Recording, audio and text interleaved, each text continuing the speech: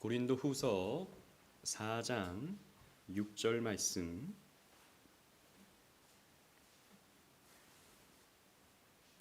제가 봉독하겠습니다. 어두운데 빛이 빛이라 말씀하셨던 그 하나님께서 예수 그리스도의 얼굴에 있는 하나님의 영광을 아는 빛을 우리 마음에 비추셨느니라. 아멘. 하나님의 영광을 아는 빛을 하나님께서 우리에게 비추셨다라고 사도 바울은 우리에게 말해주고 있습니다.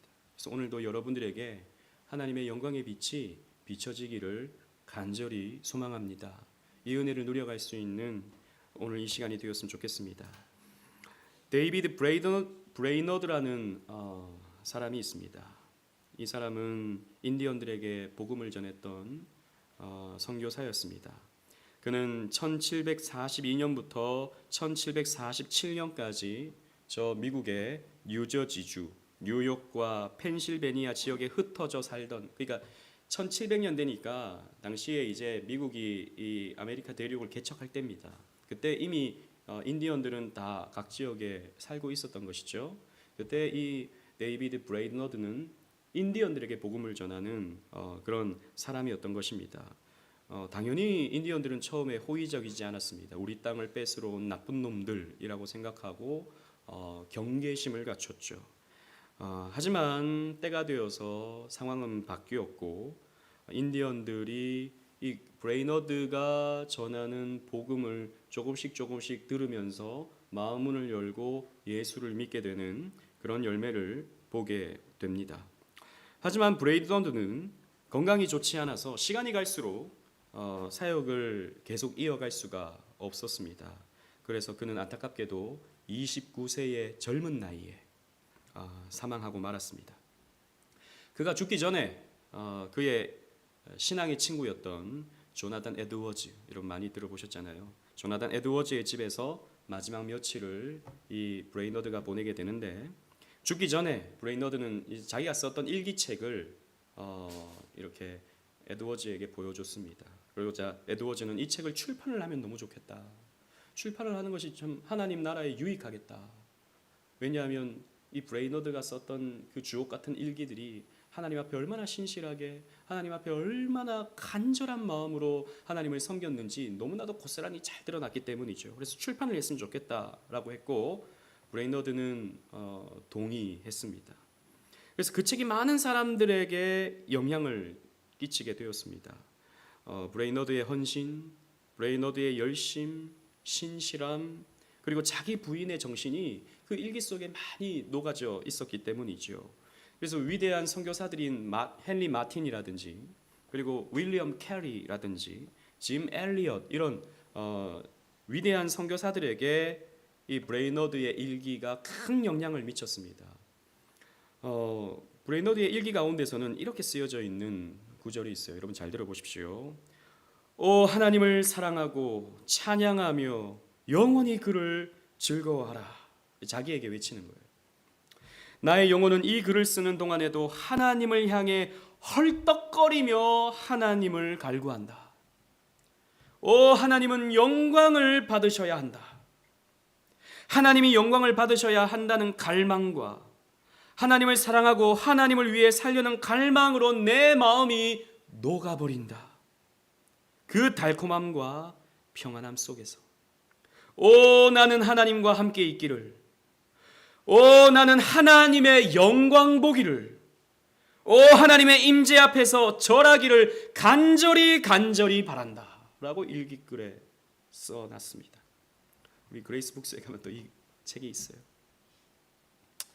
브레이너드는요 하나님의 영광을 이 세상에 드러내기를 갈망했습니다. 그러나 그와 동시에 그는 하늘나라에서 하나님의 영광 보기를 갈망했기 때문에 빨리 이 세상을 떠나고 싶어 했습니다. 육신이 공고해지고 힘드니까 빨리 그냥 이 육신을 벗어버리고 하나님의 영광을 직접 볼 수 있기를 간절히 기대했던 사람이 이 브레이너드였습니다. 그래서 브레이너드는 죽음을 두려워하지 않았어요. 죽음을 부정적으로 보지 않았습니다. 자기에게 다가오는 죽음을 영광스럽게 여겼던 것이죠. 여러분 하나님의 영광이 도대체 무엇입니까? 브레이너드가 외쳤던 하나님 영광 보기를 이라고 했던 이 영광, 이것이 여러분 무엇입니까? 이것은요, 지금까지 우리가 쭉 살펴왔던 하나님이 어떤 분인가에 대한 요약입니다. 하나님은 어떤 분이죠? 하나님은 사랑의 하나님이십니다. 하나님은 또 진노의 하나님이십니다. 하나님은 신실하신 하나님이십니다. 하나님은 주권의 하나님이십니다. 하나님은 전지전능하신 하나님이십니다. 우리가 이 하나님을 알면요, 이 하나님이 얼마나 영광스러운 분인지 알게 되는 거예요. 여러분, 우리는 하나님을 그 누구도 눈으로 볼 수는 없습니다. 우리는 하나님을 영적으로 보죠. 하나님을 영적으로 보는 가운데 그 하나님의 아름다우심을 발견하게 되는 거예요. 하나님, 내 삶에 이렇게 선하게 역사하시는 분임을 알게 되는 거예요. 그래서 하나님의 영광이라고 하는 것은 하나님의 특징들과 거룩한 본성에 대한 요약입니다. 역사적으로 하나님은 모든 사람들에게 하나님의 영광을 드러내 보여주려고 하나님은 일하셨죠. 그게 다르게 표현하면 하나님의 자기 계십니다.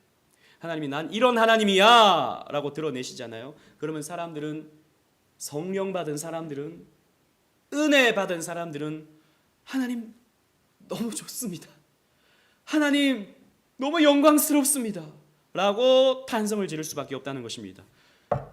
오늘 저와 여러분들에게 부족한 것이 바로 이것입니다. 오늘날 우리에게는 탄성이 없죠. 감탄이 없습니다.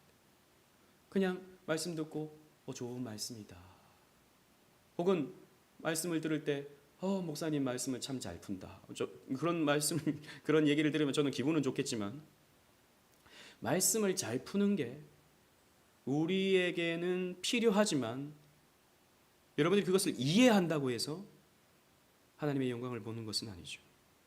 그건 지식적으로 동의하는 것입니다. 우리는 하나님의 영광을 볼 필요가 있다는 것이죠. 성경에 보면 하나님이 영광을 나타내셨습니다. 에덴 동산에서 나타내셨죠. 하나님의 영광이 창조 때에 에덴 동산에 분명하게 나타나셨습니다. 그래서 하나님은요, 아담과 하와에게 임재하셔서 하나님이 어떤 분인가를 나타내셨어요. 그래서 아담과 하와는 그것을 가시적으로 하나님의 영광을 보고 살던 사람들입니다. 성경을 보면 하나님이 자신을 어떤 사람에게 드러내려고 하실 때 쉐키나라고 하는 영광의 빛, 눈부신 빛을 통해서 당신의 영광을 나타내셨던 것을 볼 수 있어요. 이것을 우리는 쉐키나 영광, 쉐카이나의 영광 이렇게 표현하기도 하거든요. 쉐키나라는 말은 그런데 샤칸이라는 말에서 나온 말이에요.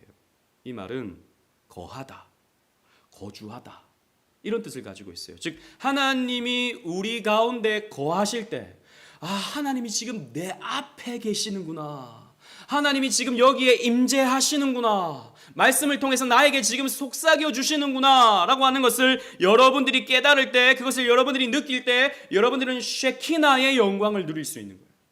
쉐키나의 빛을 보고 있는 거죠. 하나님께서 그들에게 영광을 드러내신 이유는 하나님이 영광 받으시기 합당하신 분이라는 것을 드러내시는 거예요. 그래서 우리들에게 당신의 영광을 비춥니다. 그러면 우리가 하나님은 정말로 영광스러운 분이시군요 라고 하면서 영광을 돌리게 되거든요. 그래서 하나님은 먼저 우리에게 영광을 나타내시고 그 영광 가운데 우리를 빠져들게 만드십니다. 어떻게 보면 좀 황홀경적인 기쁨, 행복, 만족, 즐거움, 이런 긍정적인 감정들을 우리들에게 허락해 주시는 것이죠. 그런데 불행하게도 이 눈으로 볼 수 있는 정도의 하나님의 영광을 목도하는 것은 아담과 하와에게 잠깐이었습니다. 아담과 하와는 죄를 짓고 말죠. 죄를 지었을 때 하나님의 낯을 피하여 동산나무 사이에 숨어버렸습니다. 하나님 영광 필요 없어, 하나님 영광 더 이상 보고 싶지 않아. 여러분, 이게 죄입니다. 여러분, 이게 죄예요. 말씀 그냥 주일만 들으면 됐지 뭘 주중에까지 읽어야 돼. 수요 예배까지 내가 꼭 굳이 참석해야, 물론 참석 안 한다고 해서 하나님의 영광을 갈망하지 않는다는 말은 아닙니다. 오해하지 마세요. 굳이 수요일까지 예배 드려야 되나? 주일날 예배 드리면 됐지. 안식일을 기억하여 거룩히 지키라며 이게 죄입니다. 만약에 정말 이런 마음을 가지고 있다면 그 죄입니다. 그게 죄예요. 하나님의 영광을 거부하는 것이죠. 이게 죄악된 본성입니다. 그래서 하나님과의 친밀한 관계는 깨어져 아담과 하와는 더 이상 하나님 임재 안에서 기뻐하지 않았습니다. 오히려 그것 두려워했죠. 그것을 두려워했습니다. 그래서 아담과 하와는 하나님의 임재, 하나님의 쉐키나, 하나님의 영광을 감당할 수 없는 존재가 되어버리고 말았기 때문에 그들은 에덴 동산에서 쫓겨나 버리고 말지요. 그래서 죄를 가지고 하나님과 교제할 수 없었습니다. 여러분, 왜 우리가 하나님 영광 못 보는지 아십니까? 왜 우리가 하나님의 영광 속으로 들어가지 못하는지 아십니까? 죄가 있기 때문입니다. 저에게 죄가 있고 여러분들에게 죄가 있기 때문에 우리가 하나님의 영광을 보지 못하는 거예요. 그릇이 깨끗해야 되는데, 그릇이 깨끗해야 은혜를 담는데 그릇에 이런저런 덕지 온갖 오물들이 묻어 있으니까 은혜가 채워지지 않는 거예요. 죄를 가지고 하나님과 교제할 수 없기 때문입니다. 그런데 우리에게 소망이 있는 것은, 정말이지 우리에게 소망이 있는 것은 그리스도께서 우리의 모든 죄를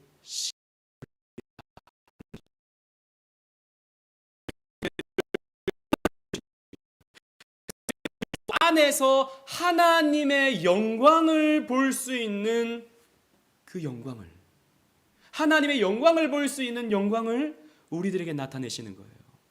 영광의 빛을 우리들에게 비춰주시는 겁니다. 그리스도 때문에. 또 구약에 보면 시내 산에서 하나님의 영광이 나타납니다. 하나님은 모세에게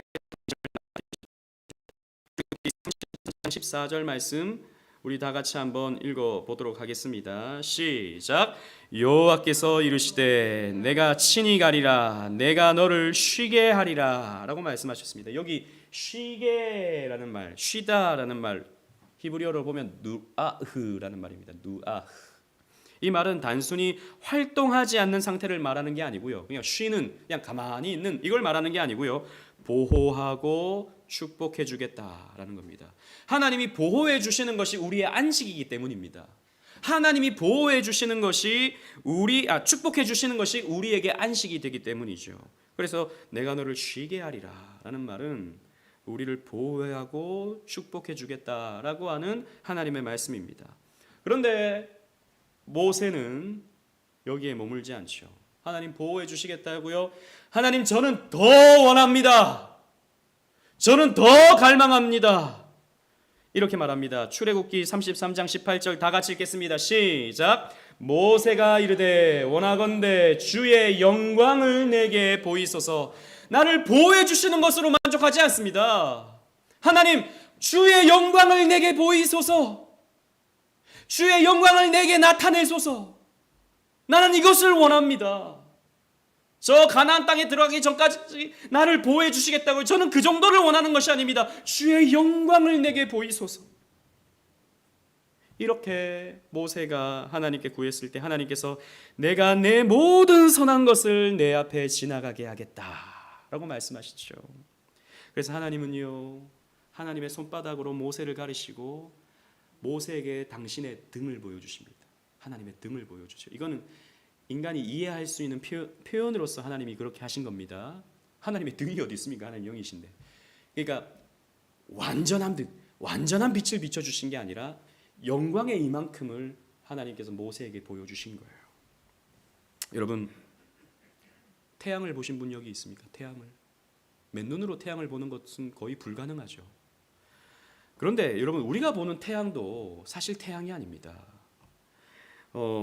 우리가 보는 태양, 동그란 태양은요, 사실 태양에서 떨어져 나오는 가스 형태의 불꽃이죠.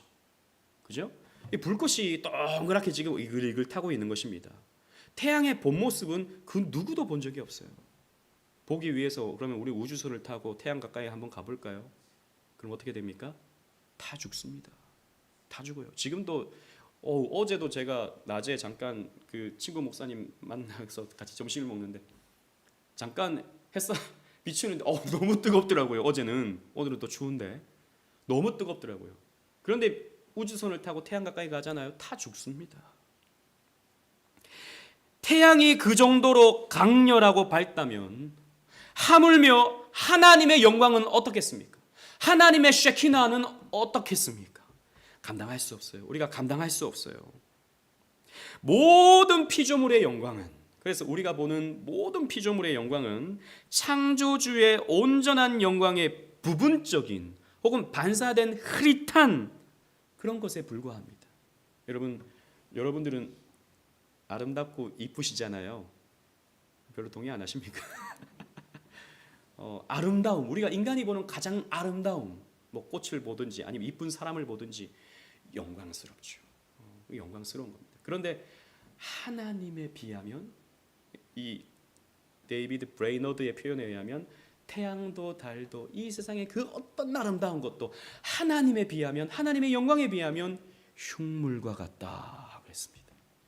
하나님의 영광이 얼마나 아름다운 것인지. 모세는 이걸 원했습니다. 하나님, 내게 영광을 보이세요. 주의 영광을 내게 보여주십시오. 다르게 표현하면 하나님, 나에게 은혜를 주십시오. 하나님, 지금 여기 계신다고 하는 확신을 주십시오. 하나님, 내 삶 속에서 역사하시고 계신다는 것을 내가 보게 해 주십시오. 라고 하는 갈망을 모세는 가졌다라는 것입니다. 아니, 난 예수 믿었으니까 됐어. 나는 지금 뭐 그래도 교회 다니고 있으니까 이거면 충분해. 아니라는 것입니다. 하나님이 성막을 통해서 하나님의 영광을 또 나타내시죠. 성막에는 지성소가 있고 지성소 안에는 언약궤가 있었습니다. 언약궤 뚜껑이 이름이 뭐죠?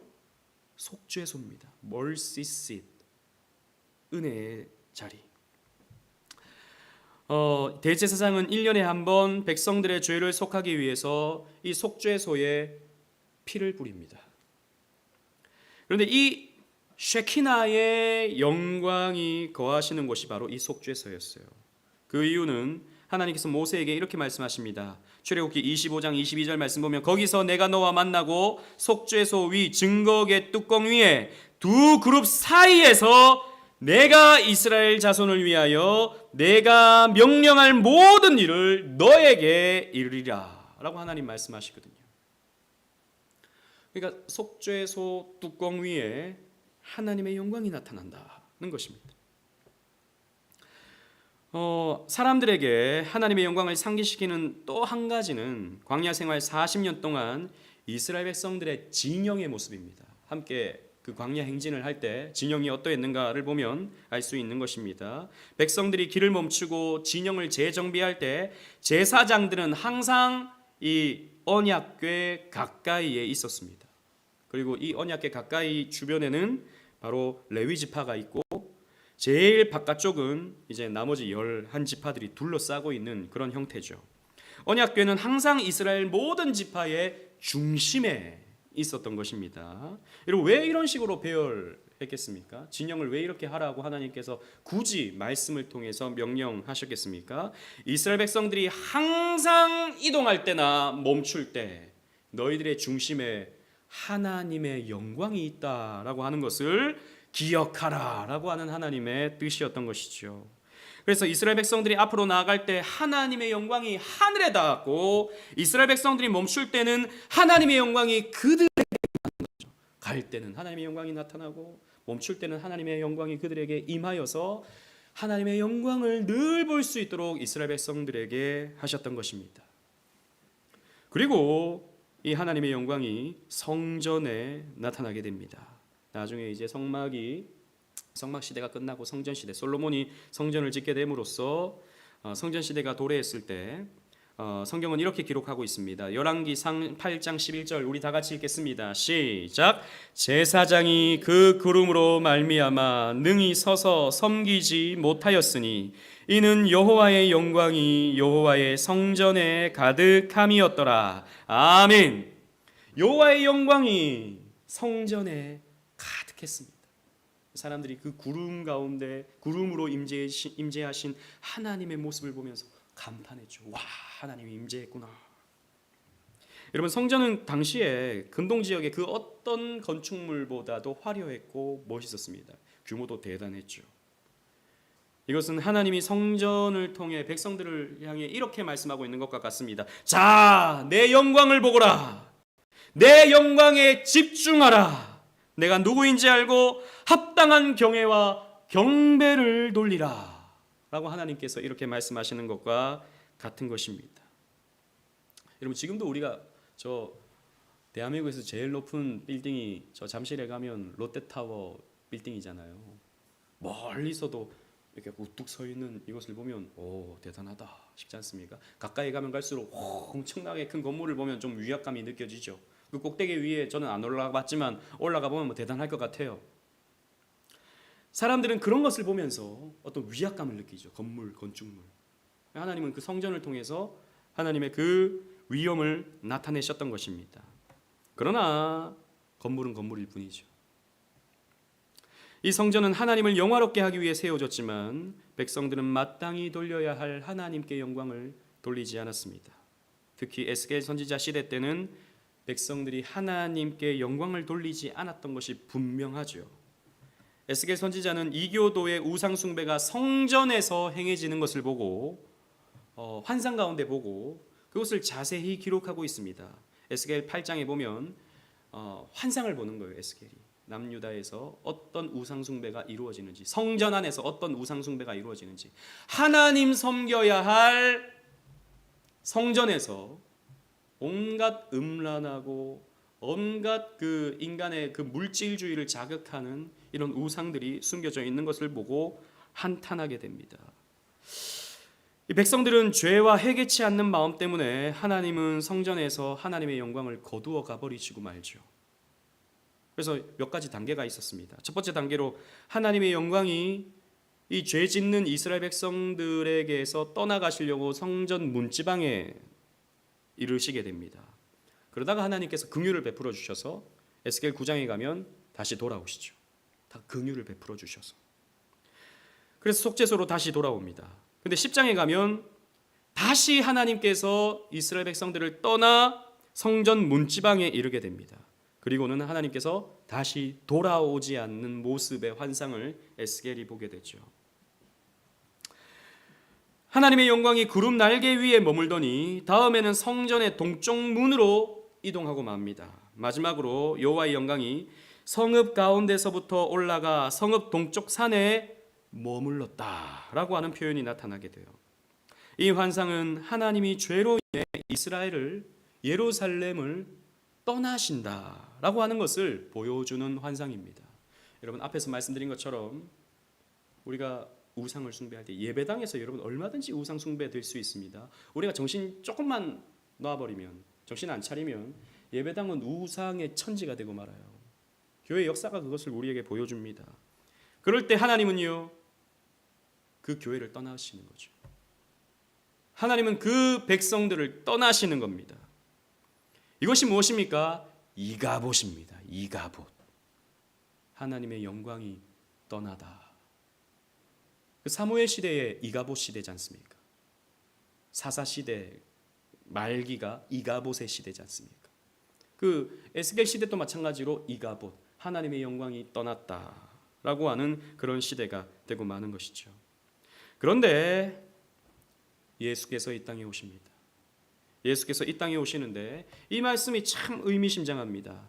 요한복음 1장 1절과 14절 말씀, 제가 1절을 읽고 14절 다 같이 읽겠습니다. 태초에 말씀이 계시니라. 이 말씀이 하나님과 함께 계셨으니 이 말씀은 곧 하나님이시라. 시작. 말씀이 육신이 되어 우리 가운데 거하심에 우리가 그의 영광을 보니 아버지의 독생자의 영광이요 은혜와 진리가 충만하더라. 아멘. 태초에 말씀이 계신다 그랬습니다. 여기서 퀴즈. 여기서의 말씀은 누구를 가리킬까요? 그렇죠. 우리 교회 성도님들이라면 이 말씀은 당연히 알고 계셔야 되는 거죠. 그죠? 태초에 누가 계셨습니까? 예수 그리스도께서 계셨습니다. 예수 그리스도께서 하나님과 함께 하셨습니다. 아버지와 함께 하셨어요. 이 말씀은 그 예수 그리스도는 곧 누구다? 하나님이시다. 신성을 가지신 하나님이시다. 그런데 이 말씀이 하나님이신 예수 그리스도이신 말씀이 육신을 가지셨습니다. 그죠? 이것을 성육신이라고 말하죠. 우리 가운데 거하심에. 여러분, 여기서 이 거하심에라는 말이 원어로 보면, 헬라어 원어를 보면 뭐냐면 천막을 치다예요. 천막을 치다, 장막을 치다. 여러분 앞에서 우리 살펴봤죠, 그죠? 하나님의 영광이 어디에서 나타납니까? 성막. 그러니까 예수님이 이 땅에 성막으로 오셨다라는 거예요. 성전으로 오셨다라는 거죠. 그래서 우리 가운데 거하신다라는 겁니다. 우리 가운데 함께 하시는 것, 그 에덴 동산에서 아담과 하와가 함께 거하셨던 것, 그것이 무엇입니까? 하나님의 영광을 나타내시는 일이었습니다. 예수님께서 아담과 하와의 실패로 말미암아 하나님과의 교제가 깨어진 그것을 예수님께서 이 땅에 오심으로 말미암아 거하심의 영광, 성육신의 영광을 통해서 하나님과 우리 사이를 다시 회복시키고자 하시는 거예요. 그래서 우리가 어떻게 됩니까? 그의 영광을 보는 것입니다. 하나님의 영광을 보는 것입니다. 그래서 우리는 그 아버지의 독생자의 영광과 은혜와 진리를 발견하게 되는 것이죠.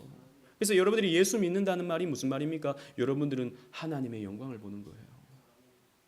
근데 그냥 예수 믿는 게 그냥 좀 더 내가 좀 더 괜찮은 사람이 되고 뭔가 죽어서 좀 좋은 데 갈 것 같고 삶에 좀 위로를 받는, 이 정도는 그냥 종교죠. 이 정도는 그냥 종교입니다. 그렇지 않습니다. 저와 여러분들은 영광을 볼 수 있어야 되는 것이죠. 그러나 예수님께서 이 땅에 오셨을 때 예수님의 영광은 베일에 쌓여 있었습니다. 사람들은 예수님을 알아보지 않았어요. 예수님이 누구인지 사람들은 관심조차 없었습니다. 그런데 예수님께서 이렇게 말씀하시죠. 제자들에게 여기 서 있는 사람 중에 죽기 전에 인자가 그 왕권을 가지고 오는 것을 볼 자도 있느니라. 마태복음 16장 28절에 예수님께서 이렇게 말씀하세요. 내가 왕권을 가지고 이 땅에 올 것을 볼 자가 있다 라고 말씀하셨습니다. 여기서 왕권이라는 말은 왕의 위엄, 그리고 왕의 위풍당당함, 이런 것을 말합니다. 이 말씀을 하신 후에 6일이 지나서 예수님은 베드로와 야고보와 요한을 데리고 높은 산으로 올라가죠.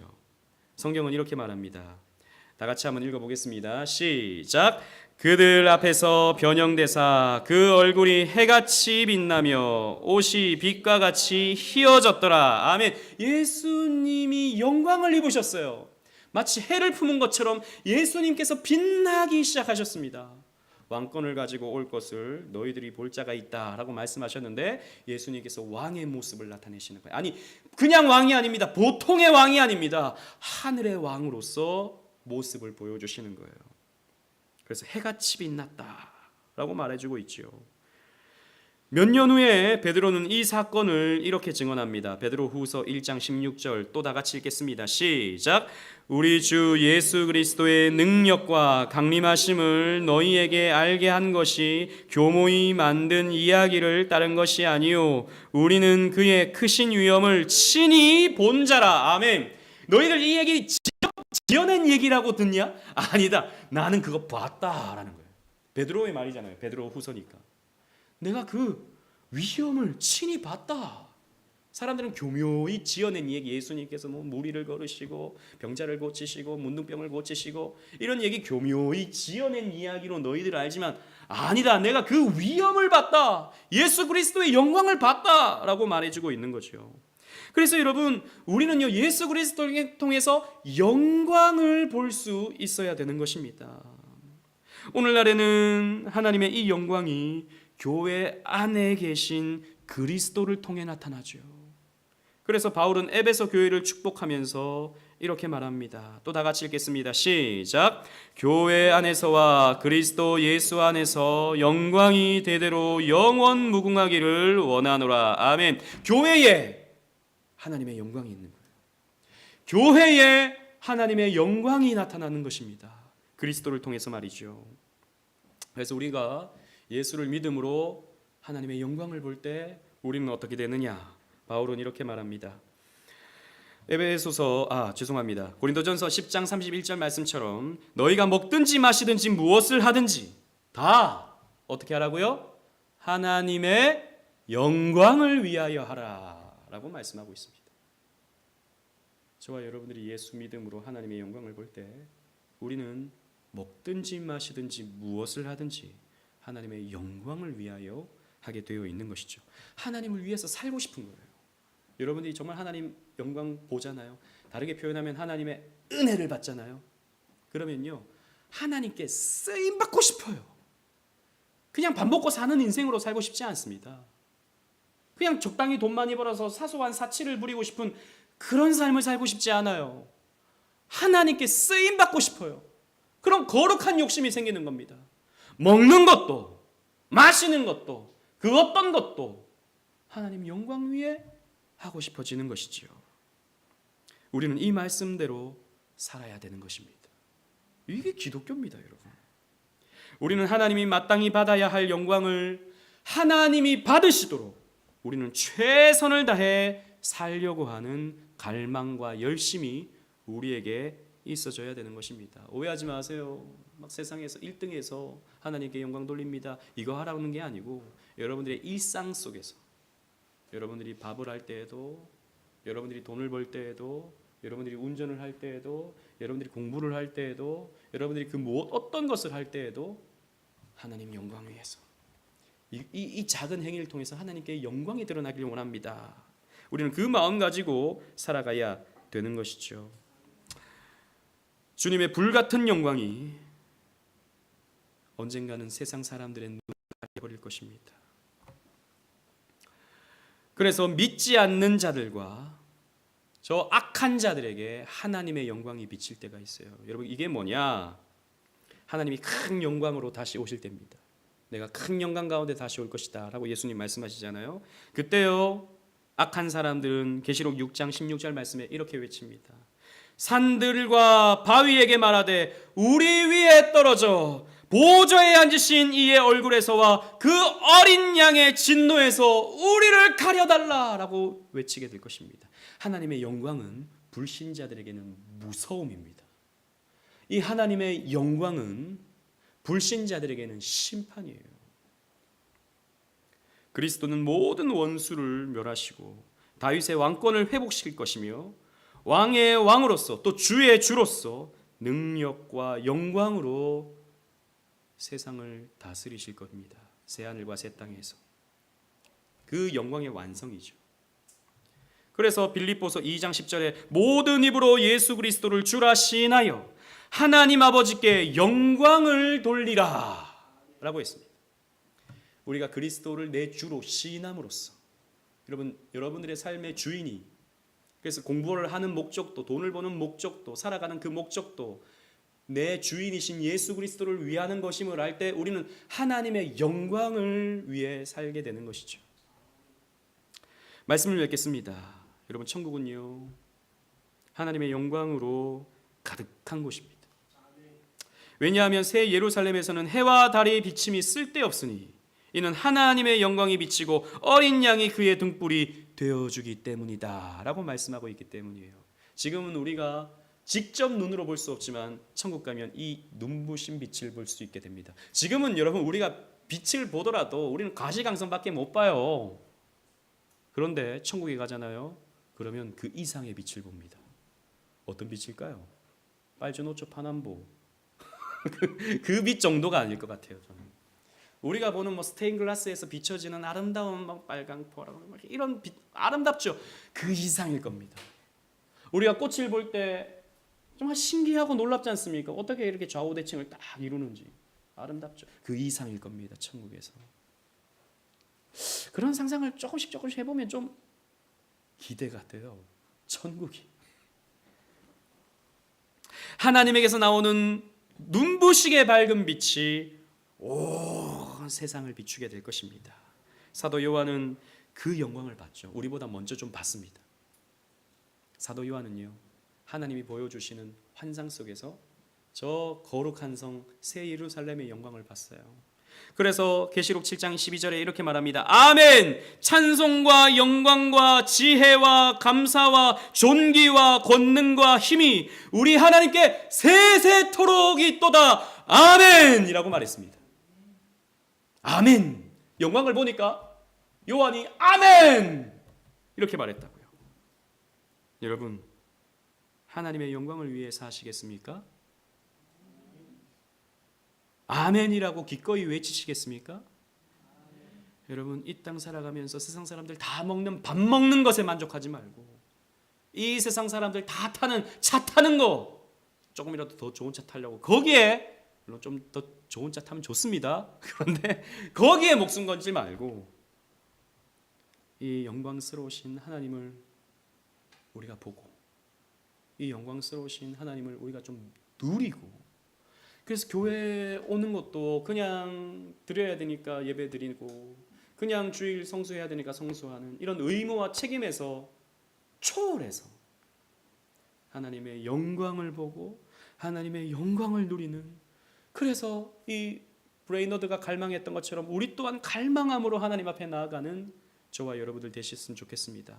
지난주에 우리 설 집사님 우리 직분자 교육할 때 기도할 때 그 말씀을 인용하시더라고요. 나를 사랑하는 자들이 나의 사랑을 입으며 나를 간절히 찾는 자가 나를 만날 것이라. 잠언에 있는 말씀이잖아요. 나를 간절히 찾는 자가 나를 만날 것이라 했습니다. 하나님의 영광에 대한 갈망, 목마름이 있는 자가 하나님의 영광을 볼 수 있게 되는 거예요. 존 파이퍼 목사님은 제가 여러 번 이 말씀을 인용해 드렸던 적이 있었는데 Hunger for God이라는 책에서 이렇게 말합니다. 오늘날 우리는 너무 배불러 있다고.